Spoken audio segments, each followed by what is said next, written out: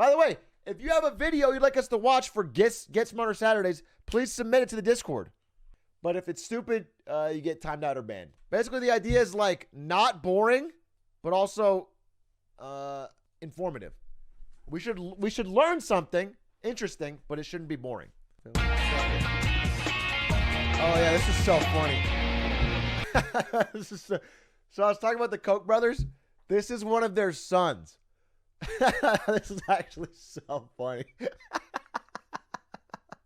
Their advocacy group called this year's tax push the most significant effort they've ever taken on. But did you know there's another lesser-known Koch brother? While today's tax cut is really good for all the Kochs, it is Bill Koch's son, seen here wearing a shirt he designed patterned in money bags, who has emerged as quite possibly the world's most perfect poster child for the Trump tax cut. My father said to me, Wyatt, you can do whatever you want to in life, but just make sure you do it well and you do it with passion. Wyatt Koch, the son of billionaire Bill Koch, made headlines this week when the New York Post revealed he's suing his ex-fiancée to get back the engagement ring, which his lawyers claim is worth $250,000. Is there a video of just this guy do like his ad? I think his ad is so funny. Be bold means to me, be authentic, be real, be yourself, be confident, and always be a gentleman. This shirt. I gotta buy this shirt, dude. For Marketing Monday, are you kidding me? I'm not gonna have this shirt. Probably costs $800. You're trying to push through a tax cut. You're talking about it's a job creator. It's very important for the health of the economy. And your son's literally walking around with a giant money bag shirt. To be worn in the boardroom or in a discoteca or a nightclub or on a yacht. That's relatable. Hey, we can all relate to that. Whether we're in the boardroom, the discoteca, or on our yacht, those are different places that's relatable. And actually, you know what? He's kind of winning me over. I can't believe he spent money on this. What? He had to put himself in the ad too? You're that arrogant that you're using your dad's money to build a fucking stupid shirt business? And then you have to put yourself as the model in all the ads? No, he's not a douchebag Carl Weezer. Don't put Carl Weezer's name in the same sentence as this. We got next. Oh, you can buy it for only $65? It's a real catch-22. I have to cop this shirt, obviously, because it's amazing. But I don't want to give him money. I'm buying it. I'm sorry, boys, I am. I apologize. I don't support this guy in one iota, but financially he is secured. So this will not change anything. The ad worked. You're right. No, it did. What an excellent ad. As long as someone's a streamer who could use a really, really douchey shirt for the comedic value, then you have a great target audience. How to be a pirate captain edition. You are not paid in wages, but with 1 share of the profit, same as every crewman. The captain gets 2 shares for the strategic decisions he makes, the quartermaster 1 1/2 for his labors, the surgeon 1 1/4, same for the carpenter. Though we do often have difficulty finding surgeons with the right personality matrix. That is a remarkably equitable distribution of resources. That's crazy. That's super fair. Can you imagine if corporations were like that? If the CEO got twice the pay instead of 600 times the pay of the average worker? Yeah, you think about Tesla. Like Tesla, a factory worker gets 1. The engineer gets like what? 10x as much probably? Maybe 3 to 4x actually. 3 to 4x as much. And then Elon, the chests go up to the fucking moon. The chests are like 100, 200, 300, 400, 500 more. Such flat and equal compensation is not what you'll find on Empire and merchant ships, where captains and officers are compensated richly and get special quarters and privileges over the crew. This is like still way more equal than what we have now. This seems the unequal one. This is like 50,000 times more equal than we have now. This is like pretty good. Imagine if the CEO made 6 times what the average worker made. That would be crazily equal. Elon makes 39,235 times as much per year as a Tesla repairer. Pog. He's something of a Ravenclaw, you know, while those guys who are repairing all his cars are kind of like Hufflepuffs. If I can put it in terms my millennial fans can understand. The remainder is profit. Pog! The glorious, glorious profit. And your one share, after one successful voyage with us, will be worth years of labor with the Empire. So, Mega Pog. are you compelled to join? I'd like to hear from the... Are you guys thinking what I'm thinking? We'll start a stream pirate ship and raid other streamers for their booty? Arr, Nick Merckx. Your 50,000 subs be mine. Ooh, a video from the same guy about AI. I like this video, so I will be interested. 13 million views. It must be good. Let's watch it. This is the new kind. Meet Baxter. Unlike these things, which require skilled operators and technicians and millions of dollars, Baxter has... Zoomers, meet your new boss. Introduce yourself. Put on a nice tie. I mean, everyone straighten up. Sit up in your seat. This will be your boss in 20 years, Zoomers. Be ready. Make a good first impression. Morning, Baxter. Gondolord is on board already. He saluted. Morning, sir. Even if Baxter is slow, his hourly cost is pennies worth of electricity, while his meat-based competition costs minimum wage. A tenth the speed is still cost... I can fold a shirt better than that, Baxter. Humanity wins again! He's smart enough to take over many low-skilled jobs. And we've already seen how dumber robots than Baxter can... There's nothing low-skill about giving a good corporate handshake, by the way. Good hit. Anyway, I don't think any of this... most white-collar jobs probably aren't going away, but they'll change.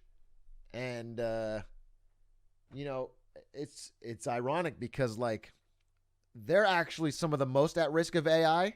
People think, like, oh, a janitor. That's where automation is going to get rid of them first. Well, no, because making a robot that will be able to, like, go around corners and, like, accurately see things and all the things that a human could do, that it can do it for cheaper than what an already cheap janitor costs, is actually, it's unlikely because it's not cost effective. That thing's very expensive. But to replace a computer programmer, if you can even replace 20% of your computer science, computer programmers, if you can find a way to automate that, you save a massive amount of money. So actually, most of the investment is going towards AI that can replace, like, higher paying jobs because it's more beneficial to the company.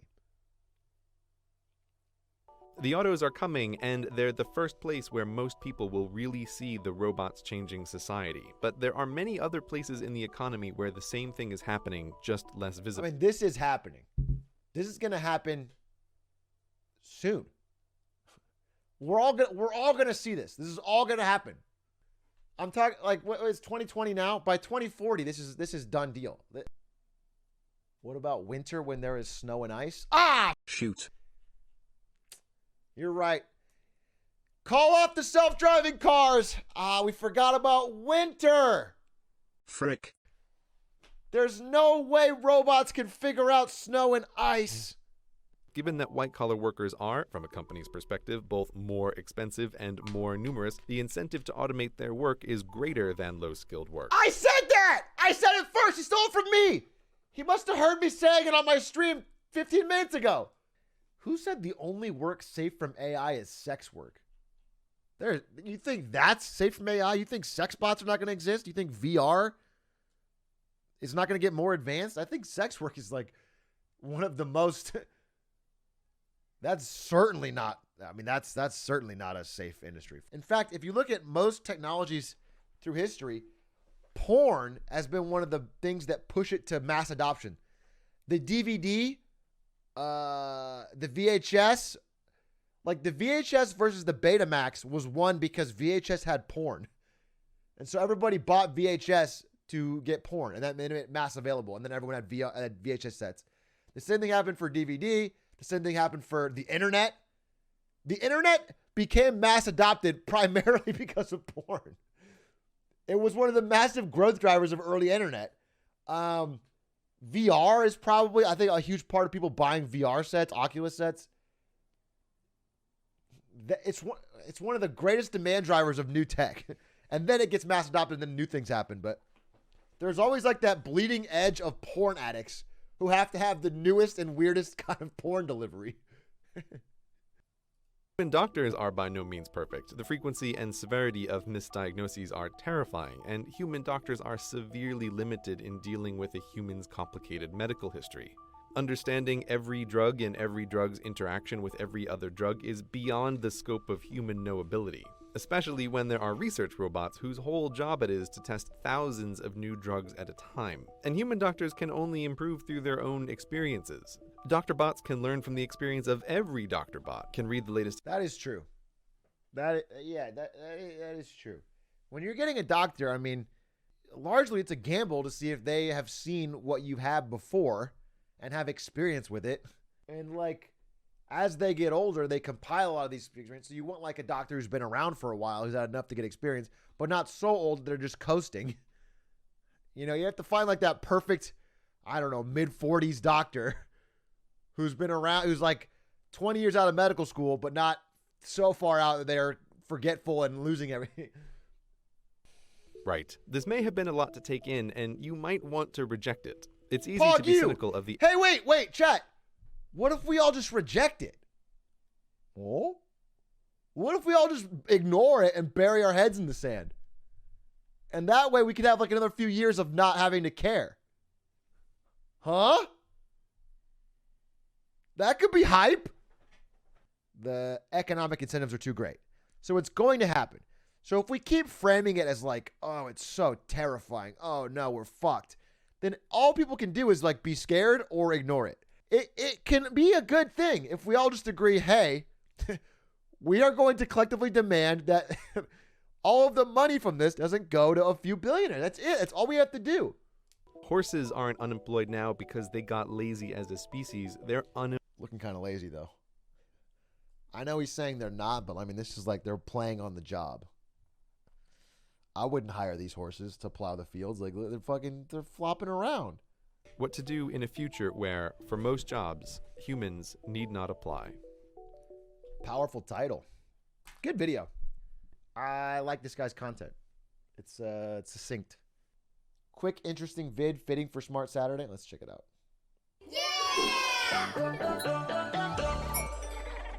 Great!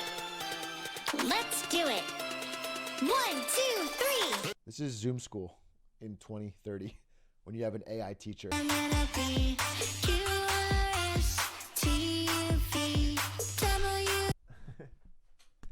Yeah, I do probably have to time you out for that video, but The way the work week works is the worst. oh, this is interesting. I'm interested. Nay, 3 more days until the weekend. But alas, the weekend is also broken. 2 is the wrong number of days off because the first day off is just a collapse from the overly long work week, and the second day off is tainted by the looming Monday. True, Sunday scaries. You know you got Sunday scaries because you can't enjoy your Sunday because you got Monday. Which brings me to a new schedule for new living. Weekend Wednesday. Take the Pause. last 3 workdays, slide them over 1 slot, and bring the spare weekend day forward to Wednesday. Now, when you wake up on Monday, there's only 2 days to go until Weekend Wednesday, then just 3 more days till Sunday. Let me think about this. I sort of like his idea, but here's what I don't think we appreciate enough. Yes, Sunday is tainted because you have Monday off. But Saturday is so juicer. You never get the high of a good Saturday if you don't have Sunday off. Saturday night is the most juicer of all nights because you know no matter how late you stay up or whatever you do or however you dick around Saturday, you can do it all on Sunday. Really what we should do is work 4 days a week and just add Wednesday. It should be Monday, Tuesday, Thursday, Friday are work days. That's what we should do. A 2-day push followed by a break, then a 3-day push and rest feels amazing on both cycles. See, I don't like this. I don't like this whole line of thought because it implies the only Followed purpose by a of break, life then a is to 3-day continually push boulders up a hill. And we should structure our entire waking lives about being more efficient about pushing our respective boulders up a respective hill. Now, of course, Weekend Wednesday won't work for the whole world, and that's fine. Better even, because that creates an off-cycle advantage for those of us who are on it. Having a free day when everyone else is working makes so many things easier and faster and crowdless. These are where the jobs are. This is why the jobs exist. Okay? They can't give the people working at the DMV wrap up or working at the Saturday, you now have crowdless. Or working at the theme park the time off, because that's when the demand is there. They have to work the job because the customers are there. If I work at a company and I'm processing order reports or something, or I work in accounting, I can't take Wednesday off and it's no crowd because that's whenever the orders are coming in. I'm doing the work as it comes in. Most jobs require you to interface with people that are doing other jobs elsewhere. And so they work on the same days. I disagree. Sorry, bud, but my facts and logic have trounced your video. One of the great benefits of having a universally recognized weekend is that you can make plans to hang out with other people, okay? If all of your friends have Saturday off and that's your work day, then you cannot hang out with them. Adding a Wednesday would be dope.